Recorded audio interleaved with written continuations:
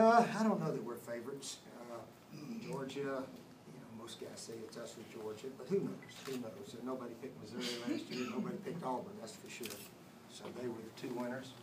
I think it's obvious everybody's going to pick Alabama to win the SEC. They've had the #1 recruiting class 5 of the last 6 years, so obviously they're the big favorite to win it all.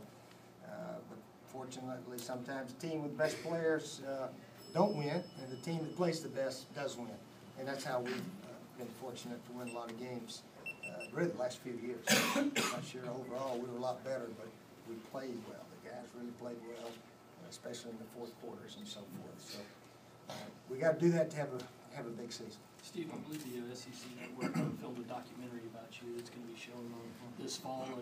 Just talk about the process and some of your former players that came down to participate in this. Well, it was a documentary they wanted to put together, and they spent a lot of time with my family, wife, kids, grandkids, and so forth, and a lot of former players. So hopefully it will turn out okay. What kind of growth did you see out of Pharaoh Cooper as a receiver in the spring, and in terms of off-season workouts? What are you hearing about? Yeah, Pharaoh came on the middle part of last season, and of course at the end of the year he was a crucial part of our team and so forth. And he can run with it, he can throw, he can do a lot of stuff. And he hopefully will replace Bruce Ellington, sort of a slot receiver, outside receiver, and so forth. Pharaoh's a good one, and we got a lot of other good receivers also. We're fired up about this freshman group of receivers that are coming in also. So we got a month to practice and hopefully put the best players on the field. How's Sean Carson doing with his injury recovery? He should be okay. He should be full go. How much will you have to tweak your offense to play to Dylan's strengths versus Connor's? Well, like I said, Dylan probably won't run quite as much, but he can run with it. He's not just a sitting duck back there. He can take off, and occasionally we encourage him to do that.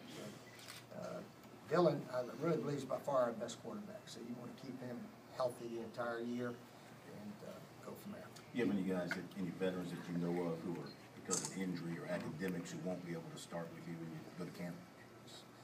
Any veterans? I don't think we've had veterans have a little off-season surgery. Of course, Buster Anderson had that torn tricep. We think he's going to be back ready to go. If for some reason he's not, he's got a redshirt year available. But again, we think he'll be ready to go. But some of the freshmen have come in with some minor ailments, and I think Shaq Davison had his knee scoped the other day, and so forth. So, but guys expecting to play a lot, we should be very healthy at the start of practice. Is Deebo Samuel one of those freshmen who can make an early impact? We'll have to wait and see. He possibly could. We'll just have to wait and see. Do you think this will be your best offense since you played in South Carolina? Well, the last time we had a super offensive day, I think against Arkansas, you guys wrote that it was the best offense we've ever had, and we stunk it up pretty good against Tennessee the next week. So don't write that this is don't write that. Don't write it. We got a chance to have a good team. Offensive line's about all back. Ronald Patrick's the only one we lost up front. So these guys could be really good. They could be. I mean, we got to get a little meaner, I think, and a little tougher, but they are capable. Brandon Shell, Corey Robinson, and all these guys. Mike McTulis is back with AJ. I don't know who our center will be. Probably Cody Waldrop. But they got a chance to be a real good one. How important is the veteran stability of the offensive line has had the chance to have it grow together and mold as a unit? Well, like I said, they've all played a bunch, so just got to go play. They know what to do. Now we got to go do it. What do you think is the measuring stick for your best offense here? Measuring stick, when the year's over and whatever our record is, that's the only thing that counts. And obviously, we've been fortunate, to go 11-2 3 years in a row. Jadeveon Clowney was a big part of that, even though he missed a few games last year. Man, you look at his record: 3 years, 33 wins, 33-6. By far the best 3-year stretch in the history of the school. And of course, Connor Shaw, his record's tremendous also. So really, hopefully we can do it again, and maybe a little better. Who knows? Our goals will be very similar, I'm sure, as to what we've had the last several years. We haven't hit all of our goals, but we've hit a bunch of them, and hopefully we can do it again. But as far as past teams here that you've had, which offense do you look back on and think that was probably my best? I still don't think we've peaked. I think we can still have one better as we go through. And Dylan's got a chance to do a lot of good things. But obviously, the goal is to win the game, and that's what we'll continue trying to do.